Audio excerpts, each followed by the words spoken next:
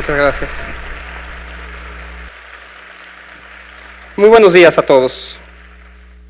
Hoy les voy a hablar del tema de las armas en México y de cómo, si queremos reducir la violencia en el país, probablemente tengamos que empezar por atacar el problema de las armas en México. El argumento que les vengo a presentar hoy es en realidad un poco contraintuitivo, a ver si me explico bien. Tener policías y tener militares cada vez mejor armados no nos está haciendo ser una sociedad más segura. México no es más seguro teniendo policías y teniendo militares más armados. Como ya dijo Marce, tras muchos años de investigación nos demuestra precisamente lo contrario. Es tal el nivel de colusión entre crimen organizado y asociaciones estatales, policías y militares en México, que al nosotros estar armando a los militares y a los policías, posiblemente también estamos armando indirectamente al crimen organizado. Es el argumento que les quiero presentar hoy. Ya Carlos me parece que nos hizo un diagnóstico muy bueno, muy exacto y también muy crudo de cuál es la situación del país. Pero me quedo sobre todo con una cuestión. No hay respuestas mágicas para resolver el problema de la violencia en México. En todo caso, lo que hay son políticas públicas muy concretas que nos ayudan a resolver el problema. Y subrayo, solamente nos ayudan a resolver el problema. Reducir la cantidad de armas que hay en el país es una política pública que puede costar mucho trabajo, pero es verosímil, es real y puede tener resultados inmediatos. Yo los invito a que en los próximos minutos viajen conmigo para que les comparte el argumento y al final de la conversación, al final de esta charla, proponerles 5 puntos muy concretos, 5 políticas públicas muy concretas de cómo avanzar hacia una política de eliminación de armas en México. Las así llamadas armas cortas o ligeras, en inglés Small Arms and Light Weapons, que son fusiles, rifles, pistolas, revólveres, se dice que estas armas son las armas de destrucción masiva del siglo XXI. Y la verdad es que no hace falta razón si uno atiende a los números. Cada día, en algún lugar del planeta, son asesinadas 550 personas con armas de fuego. Esto equivale a más o menos 23 personas cada hora. Cuando yo termine de hacer esta charla, habrán sido asesinadas con armas de fuego alrededor de media decena de personas. Estas son 200,000 personas al año las que mueren por un impacto de bala. Y eso que aquí no estamos contabilizando los miles, probablemente millones de víctimas por impacto de bala. Lo más trágico de este asunto, a mí lo que me parece más trágico, es que esta gente no está muriendo en conflictos de gran escala, sino que son víctimas que resultan de disputas comerciales, de disputas personales, que bien pudieron haber sido resueltas de otro modo. Se estima, solamente es una estimación porque es muy difícil saberlo, que hay alrededor de 900 millones de armas en el mundo. De estos 900 millones, alrededor de 3/4 partes están en manos, el 75% están en manos de civiles, ya sea de manera legal o de manera ilegal. El 23% están en manos de militares y solamente el 2% en manos de las policías. Es decir, 3 de cada 4 armas que hay en el mundo están en manos de civiles y la mayor parte de estas de manera ilegal. Y ustedes me dirán, ¿cuántas son, Carlos? 900 millones de armas. Para que se den una idea de la cifra, hay tantas armas más o menos como el número de automóviles registrados alrededor del mundo. Sin embargo, tomemos en cuenta que la vida útil de un automóvil puede ser, pónganlo ustedes, de 15, 20, 25 años a lo mucho. Sin embargo, un arma producida, manufacturada en 1960, puede ser funcional hoy. Una munición producida en 1950 es útil en el año 2017. En promedio, un arma cambia de dueño de 3 o 4 veces a lo largo de su vida. Por si no fuera poco lo que les estoy platicando con las 900 millones de armas, cada año ingresan al mercado alrededor de 8 millones de armas nuevas producidas en más de 90 países del mundo. Y lo que es peor, 18,000 millones de municiones cada año. En el planeta somos 9,000 millones de personas. Son 2 municiones por persona todos los años que se producen. En América Latina, el problema es especialmente grave, o a mí me parece especialmente grave. Nosotros tenemos en el subcontinente, en lo que es de México hasta la Argentina, el 8.5% de la población mundial. 8.5%. Y sin embargo, En esta pequeña parte del mundo se cometen el 35% de todos los asesinatos con armas en el mundo. Es decir, 1 de cada 3 asesinatos se comete en América Latina, a pesar de que tenemos solamente 8.5% de la población mundial. ¿Cómo se explica esto? ¿Cuál es la variable que explica esto? Muy sencillo. Somos también la región con más armas per cápita en todo el planeta. La pregunta es, ¿cómo llegaron o cómo llegan estas armas a la región en un primer momento? Tal vez contra todo lo que nosotros pensamos, estas armas llegaron de manera legal, fueron importadas por estos países en la región de manera legal. Fueron importadas de países como Estados Unidos, o Europa, Alemania, Bélgica, Suiza, Italia, son los principales exportadores de armas hacia América Latina. Normalmente, como les digo, fueron exportadas de manera legal a los ejércitos y a las policías. Sin embargo, por muchísimos motivos, que tardaría muchísimo en contarles hoy, esas armas terminaron por perderse, por ser revendidas, por ser regaladas, y pasaron a manos de criminales, de paramilitares, de grupos guerrilleros, de secuestradores, también de civiles, pero el hecho es que el Estado o los estados latinoamericanos perdieron el control de esas armas. Y hoy, la mayor parte de las armas que están en el mercado ilegal en América Latina fueron estas mismas armas que en un primer momento fueron exportadas desde Europa y los Estados Unidos. Lo cierto es que a las naciones exportadoras les importa muy poco lo que pasa con las armas. Ellos están enfocadas en apoyar a sus industrias militares y en apoyar a sus empresas nacionales. La verdad es que esto no es nada nuevo, lo que les estoy contando no es en absoluto nuevo. En el siglo XVII, en el siglo XVIII, Inglaterra y Bélgica pagaron todo el comercio de esclavos vendiendo armas a África. No les importó que las armas que en ese momento se vendieron generaron una instabilidad, genocidios y un montón de problemas en África que todavía se siguen viviendo hoy.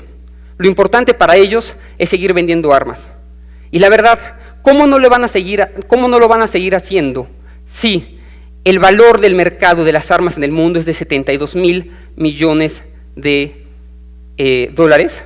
Cantidad suficiente para construir 5 muros de Trump todos los años. Los datos no mienten. Los países que más importan armas también son los países más violentos: Venezuela, Colombia, Brasil, México.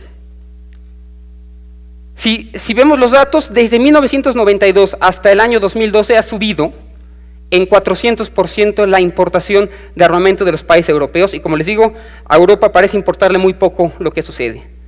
¿Cuál es la consecuencia concreta? Bueno, un poco lo que nos dijo Carlos en su presentación anterior, pero déjenme compartirles un dato que a mí me parece muy relevante con respecto a las armas. La tasa de homicidios por cada 10 millones de habitantes, que son homicidios con arma de fuego en Japón, un país que no tiene industria armamentista, es de 1. Una persona por cada 10 millones de habitantes es asesinada con armas de fuego cada año en Japón. En Alemania, el país en el que yo vivo, son 6 personas. En Inglaterra son 7 personas. Hay países, aunque ustedes no lo creen, digamos Suiza, Australia, que tienen una tasa de 20, 25 personas por cada 10 millones. En México la cifra es de 797, para que veamos las diferencias. En el año 2016, la empresa Sig Sauer, es una empresa alemana estadounidense, firmó un contrato con el ejército mexicano por 266 millones de dólares para vender y exportar cualquier cantidad de armas. No sabemos cuántas armas, porque realmente el ejército y las policías son muy opacas en estos números. Lo que sí sabemos es que estas armas van a ser eventualmente distribuidas a policías locales y a policías federales en todo el país, incluyendo en estados como son Michoacán, Veracruz, Guerrero, Sinaloa. En el mejor de los casos, estas armas van a ser bien utilizadas por los policías, pero en el peor de los casos, en el contexto mexicano, estas armas eventualmente se van a extraviar, nadie va a saber dónde quedaron, o lo que es aún peor, muchas de las policías que utilizan estas armas van a servir a los intereses del crimen organizado. ¿Cómo lo sabemos? Me dirán, ¿cómo sabes que esto va a pasar en el futuro? Bueno, porque tenemos investigación sobre lo que pasó con cargamentos anteriores, de 2013, de 2012, 2011, 2010. Con base en armas que han sido confiscadas por el ejército mexicano, hemos logrado consolidar una base de datos que nos permite saber en dónde fueron compradas las armas que eventualmente fueron confiscadas por el ejército o por la policía en un segundo momento. Los datos son espeluznantes.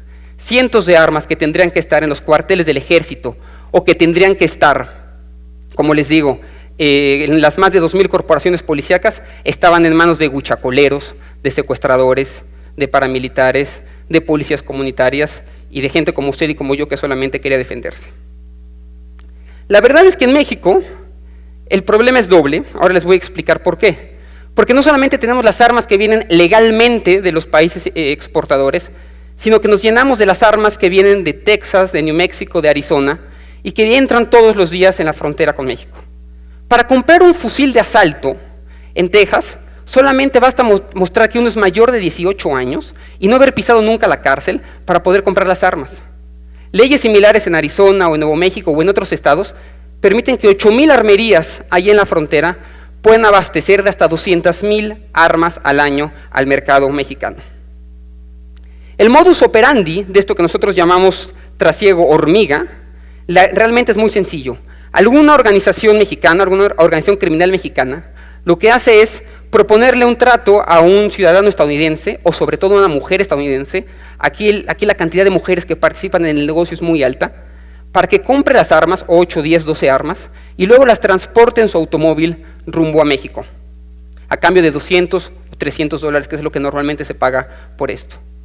Esta transacción tiene todas las posibilidades de ser exitosa, pues toda la infraestructura de seguridad en la frontera está hecha para los bienes que vienen del sur al norte, pero no los bienes que vienen del norte al sur. Es así como en más de 88 millones de automóviles que cruzan todo el tiempo la frontera, todos los años la frontera entre Estados Unidos y en México, nos estamos llenando todo el tiempo de armas.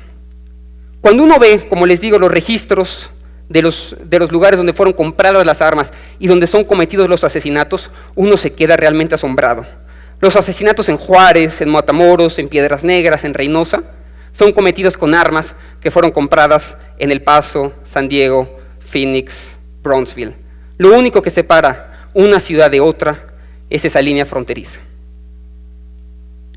Querido público, en junio de este año, en julio de 2017, fueron asesinadas 85 personas cada año en este país. Ya les platicaron cuál es la gravedad del problema. Se puede atacar frontalmente el tema de la violencia en México y una forma de hacerlo es reducir la cantidad de armas que existe en el país. Les comparto 5 propuestas muy concretas hacia dónde avanzar eventualmente e inmediatas. La primera, como lo dijo Carlos también, dejemos de hacerle la guerra a las drogas, comencémosle a hacer la guerra a las armas. Vamos a hacer que los narcotraficantes sigan vendiendo su droga, si tienen que seguir vendiendo su droga, pero que no acompañen el trasiego de droga, del derramamiento de sangre que todos los días tiene lugar en México. Es lo que tenemos que hacer. Lo segundo, tenemos que formar una autoridad civil que registre, supervise y controle la manera en la que se distribuyen armas en México. Todos los años tenemos 8,000, 10,000, 12,000 armas reportadas como perdidas de los cuarteles del ejército y de las policías y nadie sabe muy bien por qué están perdidas. Necesitamos que acabe el negocio de armas dentro del propio Estado mexicano, dentro del propio ejército mexicano. No importa que tengamos que atacar intereses a ese respecto. Lo tercero que tenemos que hacer inmediatamente es detener todos los acuerdos de importación de armas que vienen de Estados Unidos y de Europa. Créanme, hay muchas investigaciones que demuestran cómo el ejército mexicano, la marina y la policía tienen armamento suficiente hasta por 10 o 15 años para no tener que comprar más. Tenemos que detener esta absurda escalera o escalamiento armamentista que tiene lugar en México. Tenemos que terminar de una vez por todas con ello. Además hay una paradoja a este respecto, que si nosotros reducimos la cantidad de armas que tiene el ejército y la policía, paradójicamente se van a reducir los incentivos que tienen los grupos criminales para seguir aumentando su poder de fuego. Lo cuarto que tenemos que hacer es hacer una campaña sin precedentes en México y sin precedentes en América Latina para que el Estado compre las armas de manera voluntaria por parte de sus ciudadanos, incluso a precios altos. Esto puede generar, bueno, vamos a gastar mucho dinero haciendo esto, pero el dinero que se gaste va a ser una minucia comparado con el dinero que todos los días se está gastando el ejército y la marina y la policía en temas de seguridad y sobre todo el costo humano que tiene la violencia en el país. Y por último, necesitamos comenzar con una estrategia diplomática hacia los Estados Unidos para que de una vez por todas detengan el tráfico hormiga que viene de Estados Unidos a México. Tenemos cómo negociar. Si ellos no lo hacen, nosotros no tendríamos por qué estar luchando para que la droga no pase del sur al norte, si ellos no se comprometen a que las armas no pasen del norte al sur. Les acabo de hacer un pequeño resumen de cuáles son las ideas principales. Les compartí un argumento, 5 puntos muy importantes e información clave para que informen a su familia y a sus amigos sobre cuál es la importancia del tema. Yo les pido que tras escuchar esta charla me hagan el favor de comunicar este mensaje lo más pronto posible, porque es hora de cambiar el rumbo por el que está caminando México. Gracias por escucharme.